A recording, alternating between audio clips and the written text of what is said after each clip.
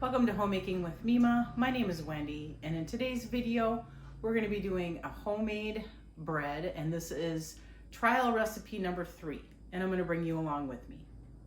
So, for this recipe, it makes 2 loaves, so I just took out regular loaf pans today. It calls for bread flour, and this is all that I have left, so hopefully I have enough. Sugar, yeast, salt, evaporated milk. This is just for the pans, and it also calls for a quarter cup of butter and water as well. I will have the recipe in the description box below if you're interested at all. And here we go. So I have the yeast and just a little bit of sugar and the water in here, and we're going to wait for this to activate when it becomes frothy. While we're waiting for the yeast to become frothy to make sure that it will activate, I did get this recipe off of Pinterest. And the difference in this recipe is it's calling for some evaporated milk. And that's the only difference that I really see, other than it's got the bread flour. So I'm hoping this one turns out good. We really like the one that had the vinegar in it. This one has something different, the evaporated milk. We'll see if there's a difference in the two. And I'm gonna have my family rate it between 1 and 5 again, like I did the other 2 recipes. Okay, so it has become frothy. Now I'm over in the corner here because my machine, I've got stuff on my counter, so this may jiggle some. I don't have you on it, but so we're gonna add our flour, sugar, salt, and then our evaporated milk and the melted butter.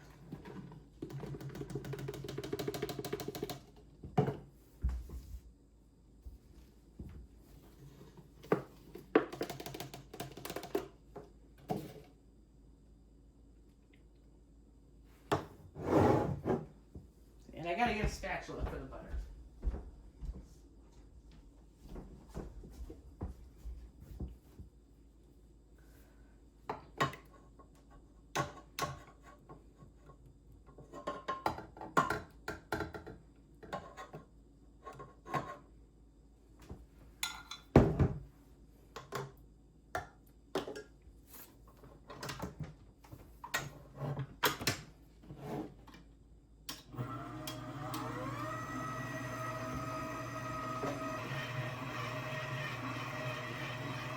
You can probably see it jiggling. It's a little bit tacky, and I have just a little bit of bread flour here, so I'm going to put in about a tablespoon at a time here until it pulls together the way that I want it to.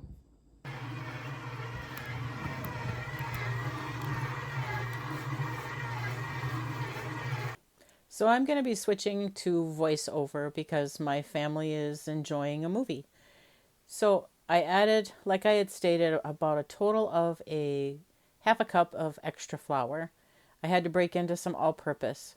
I needed it for the 5 minutes, and then here you can see me. I am taking it out of the bowl, and I'll be spraying the bowl, and I form the ball. I fold it into itself, and then spray the top as well. And then I also put on the shower cap, or I call it a bonnet, that I get from the Dollar Tree.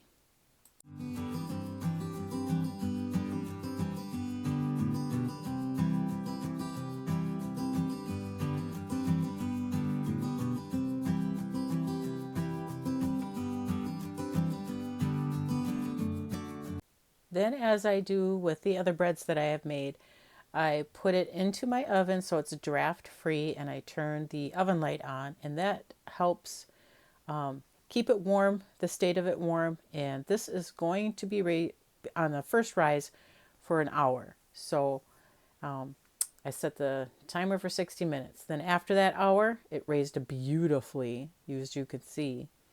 And then I try to punch out the air that's in there just slightly, just press it down some. And then I'm going to take it out, and it comes out beautifully, and press out some more of the air. Then I'm going to roll it up. I divide it into 2. I don't spend as much time on it. I should have, because the end result kind of showed this definitely looks like a rustic loaf of bread.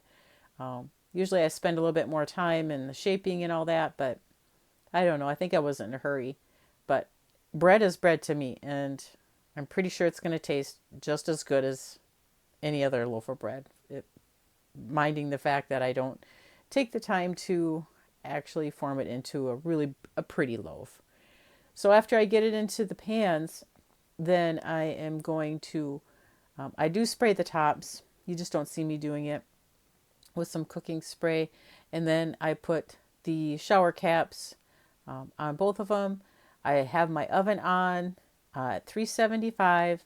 I let it do the second rise there for a total of 30 minutes. And that's what you're seeing me do here.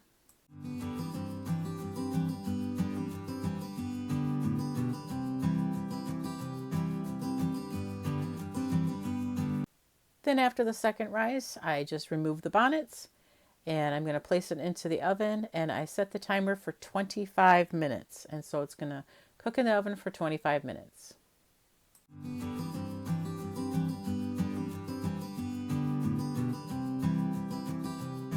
That 25 minutes is finished. I take it out, I tap it a little bit, and I'm like, yeah, I'm kind of questioning it. So I put it back into the oven for an additional 2 minutes.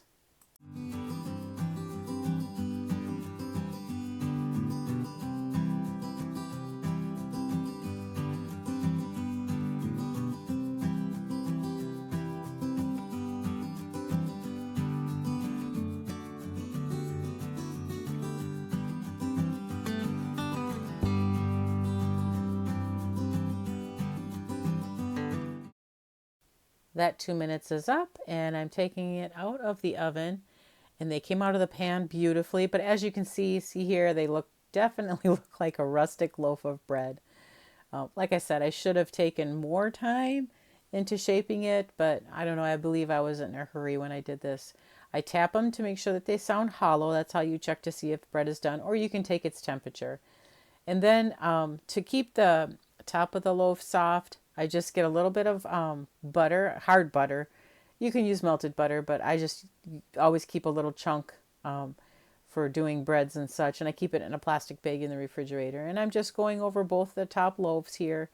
And that's going to keep it soft. And they turned out beautiful. Yes, they look extremely rustic. But now I'm going to let them completely cool before we take a sample of it.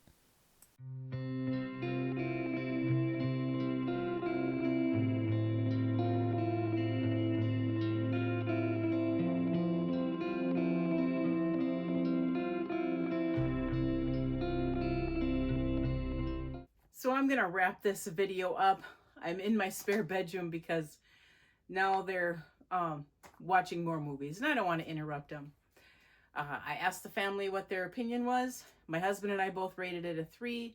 My daughter just said it's good. So we've decided that the one with vinegar is like our top favorite. The one I made today is like our second favorite. So I'm going to get rid of all the other bread recipes that I have in my binder and just stick to these 2. So I just don't have all these multiple ones floating around in there. And if something comes up in the future and I decide that I might want to try it, then I will do so. But it's best to just kind of get things down to a minimum. And that's what I'm trying to do. I want to thank you folks so much for joining me today. If you like this kind of content, please give it a thumbs up, subscribe to the channel, hit that notification bell if you are subscribed so you can be prompted to new videos coming out. And I want you folks to make it a really great day.